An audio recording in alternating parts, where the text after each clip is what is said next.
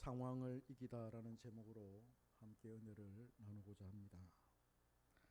사람이 살아가는 데에는 상황이라는 게 있습니다.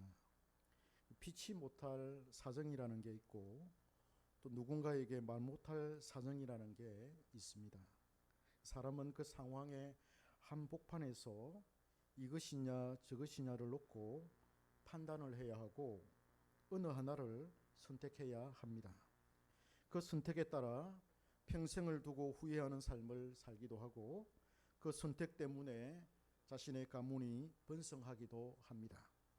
하나의 선택 때문에 영원한 멸망으로 떨어지기도 하고 하나의 선택으로 영적인 거장이 되기도 합니다. 사람이 선택해야 하는 상황은 크게 보면 두 가지로 이루어져 있습니다. 말씀으로 비롯된 영적인 상황과 세상에 속한 상황이 우리 앞에 두 가지로 딱 놓여 있습니다. 사람이 상황 속에서 어떤 것을 선택할 때 그것의 중대성을 말씀으로 볼 것이냐 아니면 세상에서 비롯되는 현실의 무게를 둘 것이냐를 또 그것이 기로에 놓이게 됩니다. 사람은 그 가운데 어느 한쪽을 선택을 하게 됩니다. 반드시 그리 됩니다. 나의 의지와는 상관없이 우리가 선택해야 할 상황은 항상 이 두 가지의 상황에 직면해 있습니다. 우리는 이 둘 사이에서 어느 하나를 선택해야만 합니다. 하나님의 말씀을 선택하느냐 아니면 무섭게 달려드는 세상의 상황을 선택해야 하느냐 하는 사이에 우리가 놓여 있습니다. 오늘 본문에 등장하는 이스라엘 정탐꾼들이 바로 그런 기로에 놓여 있었습니다. 출애굽을 한 이스라엘 백성들이 바란 광야에서 머물게 되었을 때 모세는 12지파에서 한 명씩을 뽑아서 가나안 땅을 살피기 위해서 정탐꾼들을 파송을 합니다. 그 땅의 거민이 강한지 약한지, 그 땅이 좋은지 나쁜지, 나무가 있는지 없는지, 그 땅이 비옥한지 또 메마른지, 과일이 많이 열리는지 크기가 어떠한지를 조사하러 12명의 정탐꾼들이 가나안 땅으로 들어갔습니다. 12명의 정탐꾼들이 정탐을 하고 이제 돌아와서 보고를 합니다. 먼저 갈렙이 보고를 하는 가운데 보고자가 두 부류로 나누어지게 되었습니다. 갈렙과 요수아의 보고와 나머지 10명의 보고가 달랐습니다. 그래서 두 패로 나누어지게 되었습니다. 그 근원은 같았지만은 그것을 바라보는 시각이나 시선은 완전히 달랐습니다. 동일한 사안을 두고 그것을 바라보는 시각이나 문제를 접견하는 방식이 달랐던 것입니다. 갈렙은 가나안 사람들과 그들의 성읍이 강하지만은 우리가 능히 싸워서 이길 수 있다는 그런 보고를 하였습니다. 10명의 정탐꾼들은 현실의 무게를 그대로 전하면서 갈렙처럼 자신들의 주관적인 견해를 덧붙여서 이스라엘이 가나안 족속에 비하면 메뚜기에 불과합니다 라고 그렇게 보고를 했습니다. 왜 이들의 보고가 달랐을까요? 이스라엘이 올라가면 모조리 죽임을 당한다라는 그런 취지의 그런 보고를 하게 됐는데 갈렙과 요수아가 하는 그 보고와 10명의 정탐꾼들이 하는 그 보고가 완전히 달랐습니다. 왜 달랐을까요? 그들은 어떤 시선으로 그 상황을 바라보았는가 하는 데서 서로 다른 보고를 하였습니다. 그들이 처한 상황이나 그들이 지닌 영성이나 세계관이나 가치관에 따라서 아주 극명하게 갈라지게 되었습니다. 갈렙은 하나님의 말씀의 상황을 따랐고 10명의 정탐꾼들은 세상의 원리에 따른 상황을 따랐습니다. 동일한 문제였지만 그 문제를 바라보는 시각이나 문제 해결 방식에서는 아주 큰 차이를 보이고 있습니다. 갈렙은 믿음으로 그 문제를 바라보았습니다.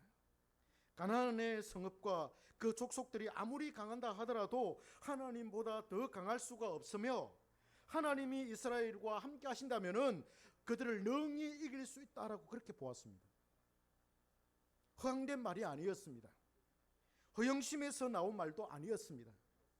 광신자들이 능히 하는 그런 말들도 아니었습니다. 그는 하나님의 현실을 염두에 두고 있었습니다. 갈렙이 이 중대한 사안을 하나님의 현실로 이해를 하고 바라볼 수 있었던 그 이유가 무엇일까요? 왜 10명의 정탐꾼들은 현실의 무게를 두가지고 우리는 그들 앞에서 메뚜기와 같다, 우리는 올라가면 다 죽는다, 소망이고 약속이고 필요 없다, 다 없다, 우리는 다 죽는다, 그렇게 보고를 한 반면에 갈렙은 어떻게 하나님이 우리와 함께 하시면 우리가 능히 그들을 쳐서 무찔러서 이길 수 있다, 땅을 차지할 수 있다라고 그런 희망 섞인 보고를 할 수가 있었을까요? 도대체 갈렙에게 무엇이 있었길래 그런 보고를 할 수가 있었을까요? 저는 그것이 하나님의 말씀의 능력 때문이라 생각합니다. 그가 받은 하나님의 약속의 말씀 때문이었습니다. 도대체 그가 받은 말씀이 어떤 것이길래 다수의 견해와 달랐을까요? 다수의 정탐꾼들에게도 하나님의 약속의 말씀이 있었습니다. 그들도 하나님의 약속의 말씀을 받았습니다. 너희들이 가나안 땅에 들어가서 가나안 땅을 차지하게 될 거다라고 하는 그 약속의 말씀을 12명이 동일하게 받았습니다. 그런데 왜 2명하고 10명이 그 말씀을 대하는 태도가 이렇게 달라졌습니까? 그게 아리송하다는 겁니다. 동일한 장소에서 동일한 사람으로부터 말씀을 듣고 배웠습니다. 동일한 말씀이 그들 각자의 마음속에 자리를 잡고 있었습니다.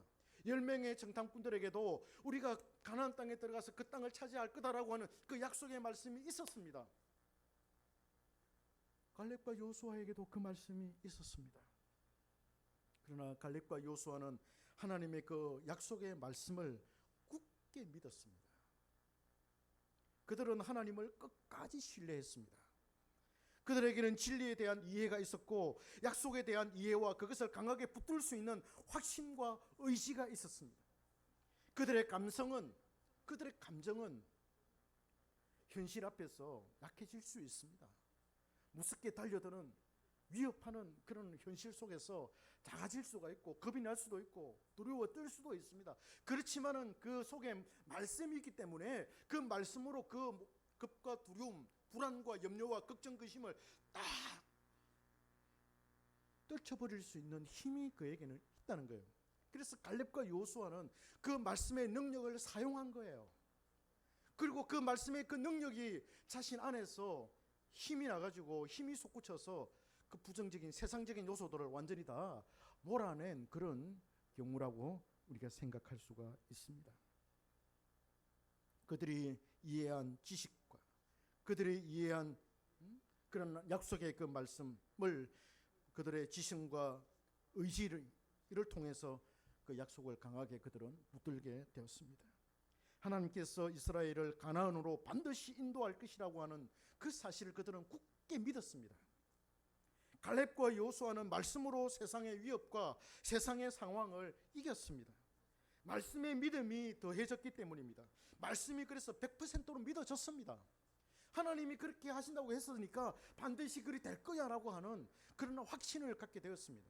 그런데 10명의 정탐꾼은 하나님이 그렇게 말씀하셔도 에이, 지금 안악자손이 있고 저렇게 키가 큰 사람이 있고 경관성이 있는데 우리가 어떻게 이겨? 못 이겨. 하나님은 그냥 말뿐이야. 40년 동안 우리를 광야에서 저렇게 고생시키는 거 보면 몰라? 그렇게 그들은 하나님에 대해서 부정적인 생각을 갖게 되었습니다. 그러나 갈렙과 여호수아는 100% 하나님의 그 약속의 말씀을 믿었습니다. 말씀이 그들 속에 강하게 자리를 잡았습니다. 말씀으로 더욱 강하게 하나님을 신뢰했습니다. 더욱 깊이 하나님을 붙들었습니다. 여러분, 히브리서 4장 2절에 보면 광야에 있던 이스라엘 백성들이 왜 약속의 땅에 들어가지 못했는지 그 이유를 말하고 있어요.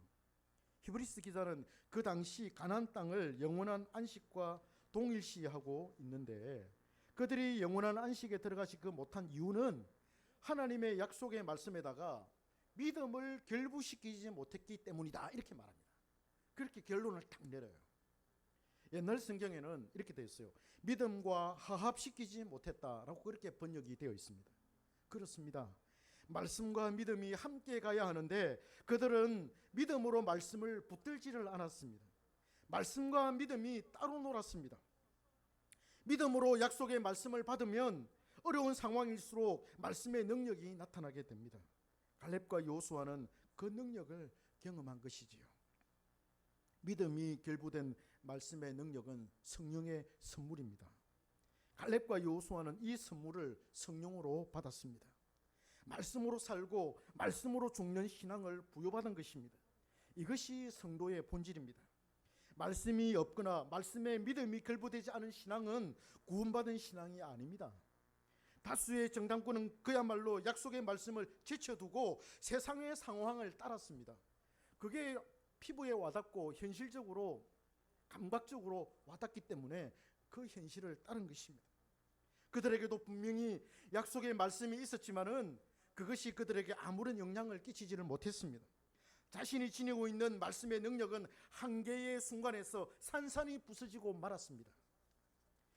세상의 상황이 말씀을 잠식하였고 그 말씀을 질식시켜 버렸습니다. 예수님께서 씨 뿌리는 비유로 말씀하십니다. 길가밭, 또 돌짝밭, 가시떨기밭, 옥토밭, 이렇게 우리 성도의 그 심령 그 밭을 네 가지 밭을 비유해서 말씀하셨습니다. 근데 첫 번째는 길가밭은 어떻습니까? 땅이 이렇게 너무 굳어가지고 씨앗이 떨어졌는데 땅 속에 들어가지를 못해요. 너무 땅이 단단하고 굳어서. 그래서 새가 와서 그 씨앗을 먹어버립니다. 땅은 우리 마음밭이고 씨앗은 하나님의 말씀 복음이고 새는 사탄이에요. 사탄이 와서 그 씨앗을 먹어가 버리니까 말씀을 들어도 말씀이 자기 속에 들어가지 않는 거예요. 그런 부류의 사람이 있고, 두 번째로는 바위가 있는데 그 바위 표피 위에 흙이 이렇게 조금 얇게 이렇게 있습니다. 그 위에 말씀의 씨앗이 떨어졌는데 흙이 표피가 있으니까 확 자랍니다. 자라는데 뿌리를 깊이 내려야 되잖아요. 이게 바위가 탁 막아 있으니까 뿌리를 내리지를 못해요. 그러니까 처음에 확 자라다가 햇빛이 확 비치니까 그냥 꼬스라지는 거예요. 꼬스라지고 말라져서 비틀어져서 그냥 죽어버려요. 이런 종류의 사람들은 어떠냐? 처음에 말씀을 확 들을 때는 좋아가지고 막 할렐루야 할렐루야 이러는데 그냥 시련이 오고 어려움이 오면 그냥 막 주님을 버리고 세상으로 가버리는 그런 종류의 사람을 이야기하고 있고, 세 번째 이 부류가 가시떨기 부류인데요. 이 부류가 좀 우리가 해석하기 참 힘들어요. 이 부류의 사람들은 그 씨앗이 땅에 떨어져서 땅이 좋아요. 떨어져서 자라는데 줄기도 자라고 이파리도 자라고 자라요. 그런데 겉으로 보기에는 똑같아요. 나무가 자라가지고 자라는데 문제는 뭐냐면은 열매를 못 맺는다는 거예요. 왜 열매를 못 맺느냐 하면 씨앗이 떨어져서 자라기는 자랐고 줄기가 있고 이파리도 있고 한데 열매를 맺어야 되는데 열매를 못 맺어. 그 이유가 다른 가라지도 함께 자라가지고 이걸 질식시켜 버리는 거예요. 열매를 맺지 못하도록 영양분을 다 빨아먹어 버리고. 근데 그 가라지가 뭐냐면은 걱정이고 불안이고 염려고 재리의 어떤 유혹이고 어떻게 살까, 뭘 먹고 살까, 이런 어떤 걱정, 근심, 이런 것들이 영향을 미치니까 열매를 맺어야 되는데 열매가 안 맺혀진다는 거예요. 근데 우리 대부분 성도들이 가지고 있는 마음밭이 어떻냐 하면 이 세 번째 밭을 가지고 있는 성도들이 대부분이에요. 많아요. 특히 신앙생활 오래 하신 분들 보면 대부분 이게 많아요. 열매는 없는데 신앙의 어떤 거는 형태, 그죠? 형태는 아주 잘 갖추어져 있는 그런 모습들을 우리가 볼 수가 있는데 이것도 아니에요. 그래서 오늘 이 본문에서 말하는 이 10명의 정탐꾼의 이 마음밭이 어떤 사람들이냐라고 할 때 저는 이 가시떨기 밭에 속한 사람들이었다, 이렇게 해석을 하겠습니다. 그 상황이 얼마나 무서웠으면 그리 했겠습니까? 세상의 염려와 걱정이 그 말씀을 질식시켜 버려서 아무런 열매를 맺지 못하게 해버렸습니다. 말씀이 사람 안에 성령으로 거하지를 않았습니다. 성령의 띠로 사람의 마음과 하나님의 말씀이 하나로 다 묶어져야 하는데 그렇지가 않았습니다. 말씀과의 연합이 이루어지지 않았던 거예요. 여러분, 이것은 이스라엘 초대 임금이었던 사울 왕에게도 나타납니다. 그도 하나님의 명령과 말씀을 받은 사람이에요. 성령도 받은 사람이에요. 아말렉을 멸할 때에 그들에게 속한 모든 것을 멸하라는 명령이, 그 말씀이 그에게 주어졌습니다. 그러나 전쟁에서 이기고 보니까 욕심이 생겼어요. 멋진 양이나 멋진 소와 아름다운 그런 여성을 보니까 살려주고 싶은 마음이 생겼어요. 하나님은 다 멸하라 그랬는데 살려주고 싶은 욕심이 생겨나는 거예요. 자신도 그렇고 신하들도 그것을 살려두자 그렇게 말했습니다. 나중에 전리품으로 나눠주면 좋겠다는 그런 의견에 따라서 아주 좋은 것들을 남겨두었을 것입니다. 그러나 그것은 명백히 하나님의 말씀을 버리는 행위였습니다. 여러분, 사울뿐만 아니라 그가 블레셋과의 전쟁에서 너무나도 다급하고 위급한 나머지 기다려야 할 제사장 사무엘을 기다리지 못하고 자신이 번제를 드렸습니다. 그래서 사울은 여러 번 하나님의 말씀을 버리는 그런 경우가 있었습니다. 하나님의 제사장을 기다려야 한다는 하나님의 말씀을 버린 거예요. 사울에게 하나님의 말씀이 있었지만은 그는 그 말씀을 따라 행하지를 않았습니다. 그는 늘 상황에 민감하여서 상황에 따라 변하고 넓은 길을 그는 선택을 하였습니다. 그가 먼저 하나님의 말씀을 버렸기 때문에 하나님도 그를 버렸습니다. 오늘 본문에서 말하는 다수의 정탐꾼들도 이와 같습니다. 자신들의 신앙의 수준과 말씀의 수준으로 상황을 바라보니까 이스라엘이 완전히 멸망할 것으로 판단하였던 것입니다. 그들에게 있던 하나님의 말씀과 성령으로부터 주어진 믿음이 서로 결부가 되지 않았습니다. 그래서 그들은 말씀의 능력을 경험하지를 못했습니다.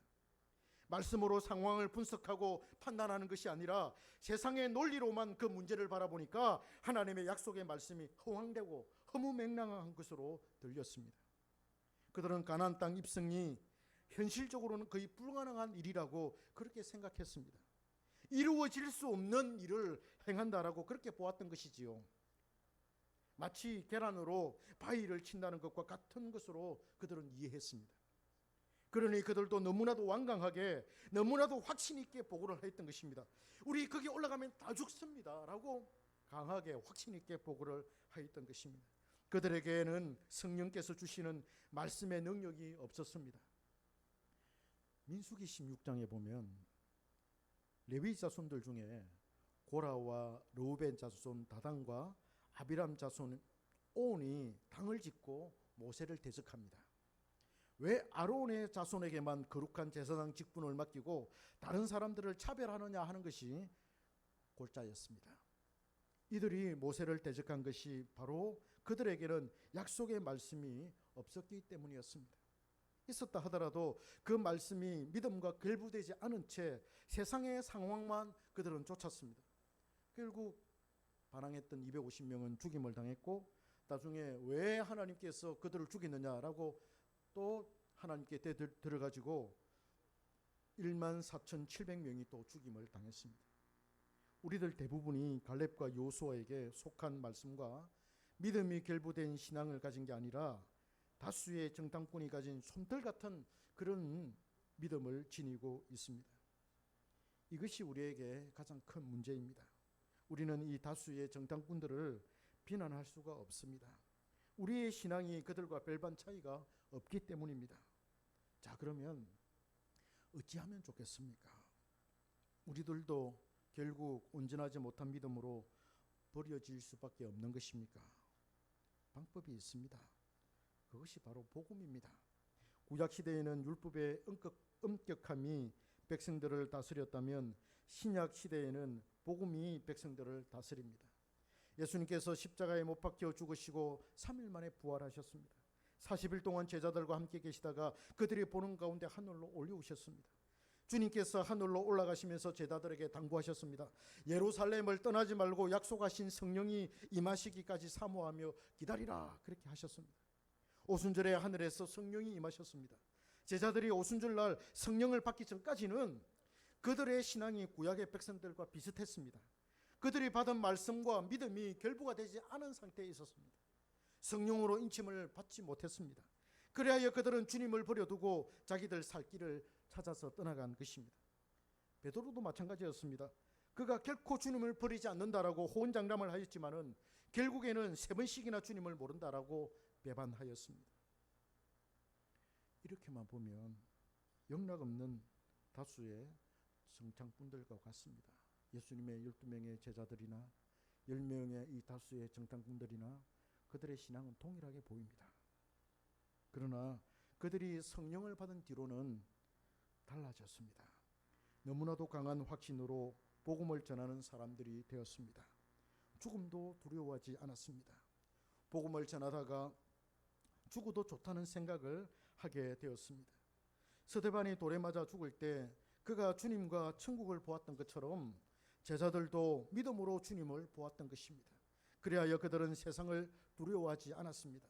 세상의 논리와 가치와 상황에 그들이 함몰되지가 않았습니다. 그들은 가난하였고 무시당하는 자들이었지만은 너무나도 당당하고 강하게 복음을 전할 수 있었습니다. 그들의 복음 전도로 세상이 정복이 당했습니다. 온 유대와 예루살렘과 사마리아와 나중에는 로마까지 복음으로 정복을 하였습니다. 말씀의 능력 때문이었습니다. 사랑하는 성도 여러분, 우리가 이런 믿음을 지녀야 하지 않겠습니까? 천국이 우리 눈앞에 아른거리고 있습니다. 무엇을 두려워하십니까? 우리 앞에 놓인 가나안이 두려우신가요? 두려워하지 마십시오. 도저히 정복할 수 없는 철옹성이 떡 버티고 있습니까? 맞습니다. 그것이 우리에게 철옹성이라 도저히 우리가 정복할 수 없는 불가능한 일로 여길 수가 있습니다. 그러나 그것은 세상의 현실적인 상황으로 볼 때 그렇다는 거예요. 우리는 말씀의 상황으로 현실을 보고 문제를 해결해야만 합니다. 우리에게 무슨 문제가 있나요? 자녀의 문제가 있나요? 사업의 문제가 있나요? 직장의 문제가 있나요? 도저히 그것을 어찌할 수 없는 그런 불가능한 일인가요? 여러분, 그렇지 않습니다. 말씀의 상황으로 그 문제를 바라보십시오. 말씀을 붙드십시오. 하나님께서 그 문제를 해결해 주신다라고 했기 때문에 문제를 해결해 주시는 거예요. 그걸 믿으십시오. 그걸 받아들이십시오.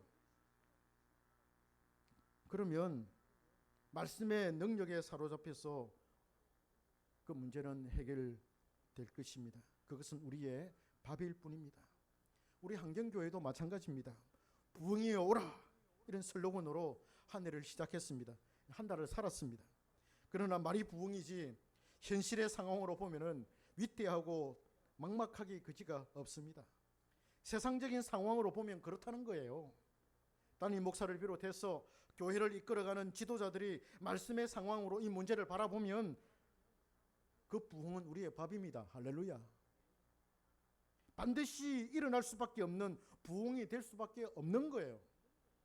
주님께서 약속의 말씀을 주셨습니다. 우리에게 그 말씀을 주셨습니다. 사도행전 6장 7절 말씀이 흥왕하고 왕성하여서 믿는 자의 수가 더 심히 많아지고 허다한 제자의 수가 허다하게 많아진다는 거. 그죠? 주님께서 그렇게 말씀을 약속하셨습니다. 우리가 그 약속의 말씀을 부여잡고 나아가면 반드시 우리가 원하는 부흥 이루어질 줄 믿습니다. 여러분, 어떤 교회를 원하십니까? 어떤 교회를 원하십니까? 하나님께서 우리 한경교회를 어떻게 세워가기를 원하십니까? 우리 교회는 그냥 교회가 아니에요. 그냥 여러 수천 개, 수만 개 되는 그런 교회 중에 하나. 물론 그럴 수도 있습니다만, 그러나 우리 주님께서 우리 교회를 세우실 때는 아주 독특한 그런 정체성을 가지고 교회를 세우셨습니다. 이거 믿으시기 바랍니다. 그렇기 때문에 그 정체성을 따라서 우리 교회는 성장해 갈 것입니다. 교회가 문턱이 높다 이렇게도 말할 수가 있습니다만은 우리가 그런 정체성을 가지고 나아가기 때문에 반드시 말씀에 따른 그런 부흥을 우리가 추구를 하게 될 것입니다. 질적인 부흥, 양적인 부흥, 또 수적인 부흥, 그죠? 또 이런 부흥들, 양적인 그런 부흥들을 함께 잘 조화가 된 그런 부흥을 우리가 추구하는 겁니다. 그래서 지난번에도 이야기했습니다만 리틀 바이 리틀 조금씩 하나님께서 우리에게 부흥을 주실 거다 이런 생각이 듭니다. 그래서 우리가 지금 필요한 게 뭐냐? 주님의 이 약속하신 말씀을 붙드는 거예요. 이 말씀의 상황으로 현실의 상황을 바라보자는 거예요. 말씀의 상황으로 이 현실의 상황을 대처해서 이겨내자는 거예요. 이겨낼 수 있다는 거예요. 갈렙과 여호수아가 이겨냈습니다. 누구의 말대로 됐습니까? 10명의 정탐꾼의 말대로 됐습니까? 믿음 있는 2명의 정탐꾼의 말대로 됐습니까? 어떻게 되었습니까? 갈렙과 여호수아의 말대로 요단강을 건너서 가나안 7족속을 몰아내고 그 땅을 차지하지 않았습니까? 그 약속의 말씀이 그대로 이루어진 거예요. 할렐루야. 우리도 약속의 말씀을 부여잡고 나가면 이길 수 있습니다. 상황이 아무리 무섭게 우리에게 달려들어도 말씀의 상황으로 딱 몰고 나가면 이기는 거예요. 할렐루야. 걱정하지 마십시오. 이 말씀을 민족의 성도 하나님께서 함께 하신다. 하나님께서 나를 붙들어 주고 계신다. 나는 이긴다. 주님이 나와 함께 계시기 때문에 나는 이긴다. 이렇게 마음을 먹으면 이기는 거예요. 할렐루야. 아이고 내가 어떻게 할꼬, 저 상황 내가 어떻게 할꼬, 그래 걱정하고 근심하고 겁먹고 이래 있으면 그게 그냥 밥이 되는 거예요. 불안의 밥이 되고 사탄의 밥이 되는 거예요. 그러나 딱 붙어서 올 테면 와봐라. 나는 내 속에는 주님이 계신다. 내 속에는 말씀이 있어. 나는 그 말씀을 믿어. 주님께서 나를 구원해 주실 줄 나는 믿어. 그렇게 딱 믿고 나가면 불안도 떠나가고 염려도 떠나가고 걱정도 떠나갈 줄 믿습니다. 그걸 붙드시기 바랍니다. 오늘 설교의 핵심은 그거예요. 그게 말씀의 상황이에요. 그게 말씀의 상황이에요. 그 상황으로 현실의 세계로 딱 들어가면 어둠이 물러가게 된다는 거예요. 그래서 말씀이 상황을 이기게 된다라는 것을 오늘 말씀을 통해서 우리가 배우게 되었습니다.